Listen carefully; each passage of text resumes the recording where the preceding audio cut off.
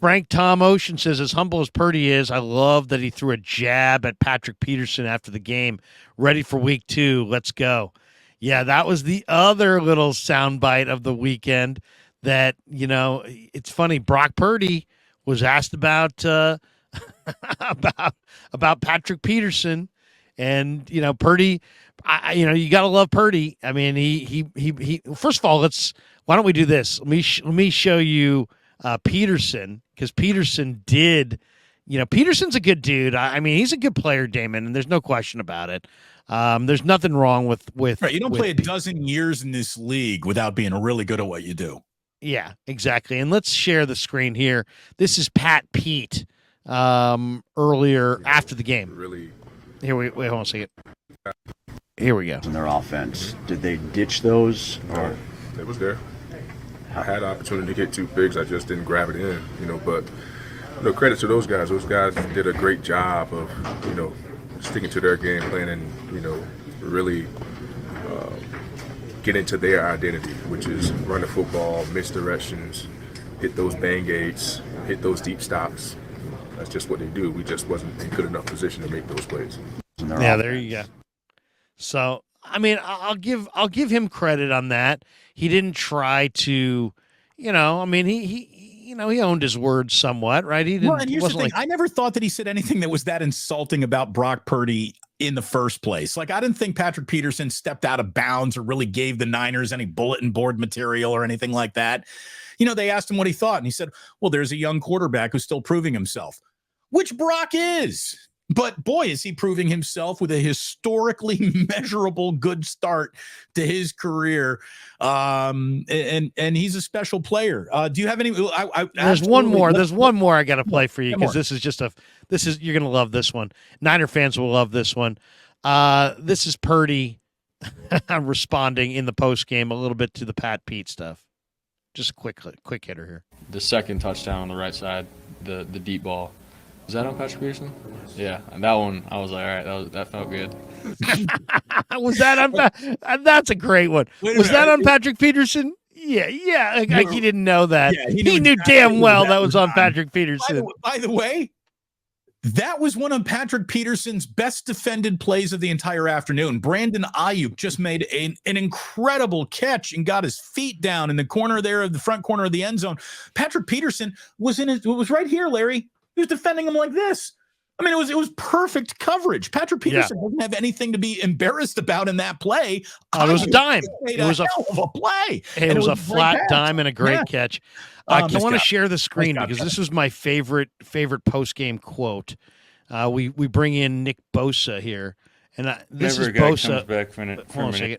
We'll back this up. But here's Bosa after the game, and then give me your thoughts after we play what he says here. Mr. Electricity. Here we go. Shut some haters up. So it's nice to be on a really good team. You say Purdy shut some haters up. I mean, are you specifically talking about one thing or just a general consensus on? I think whenever a guy comes back from an injury and people kind of give him, they don't expect him to make another leap in the second year. I'm just happy for him. He's exactly who we thought he was. There you go. Great line there from Nick Bosa, basically addressing the Purdy haters. And there were an awful lot of people. I mean, to me, this is a major subplot of the day after this game. And I'm not going to go with this every single freaking week and annoy everybody.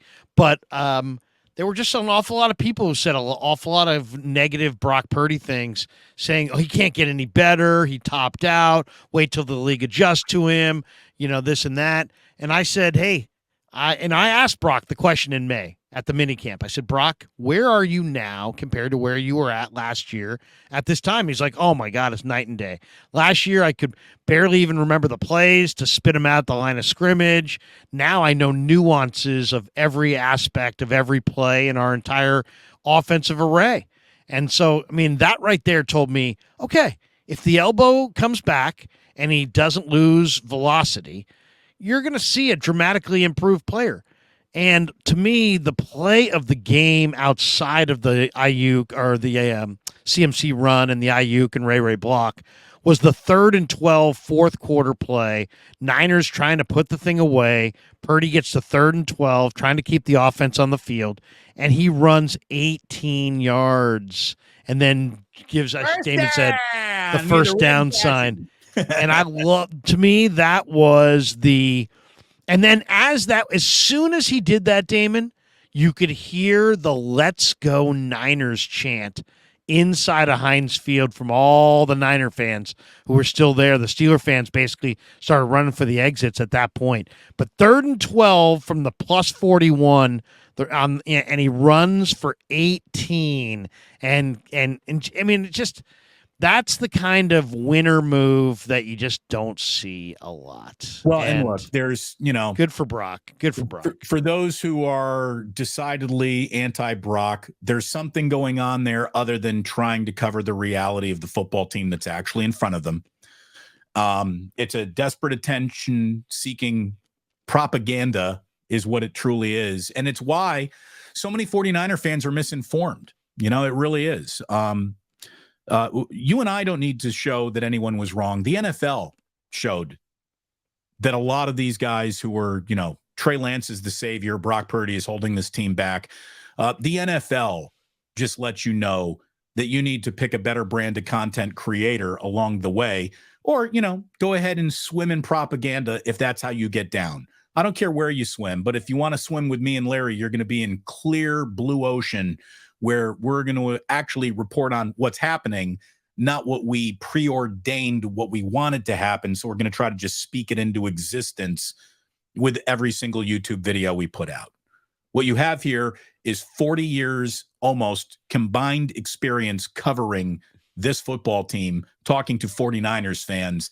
And that's why it's great to have you here on 49ers Wake Up. Larry and I are going to be brought to you by Palmetto Superfoods the morning after every single 49ers game. Be here at 8 a.m. We got a late start time today at 8:30. We're going to be going at 8 a.m., bright-eyed, bushy-tailed, ready to go after every Niner game. We'll see you right here on 49ers Wake Up the morning after. Like I said, a couple supers. Let's move here. Glass half full guy says, great show. Love the idea of trading for Jonathan Taylor just to keep him off of a main competitor. Yeah, I mean, it's the keep away game. And then Mike Fuss says Trey Lance would have kneeled those last 2 plays better than Sam Darnold. There you go. We've got this one from Jim Molay. He says, got the pig and the pickle menu up, not seeing the acai bowls.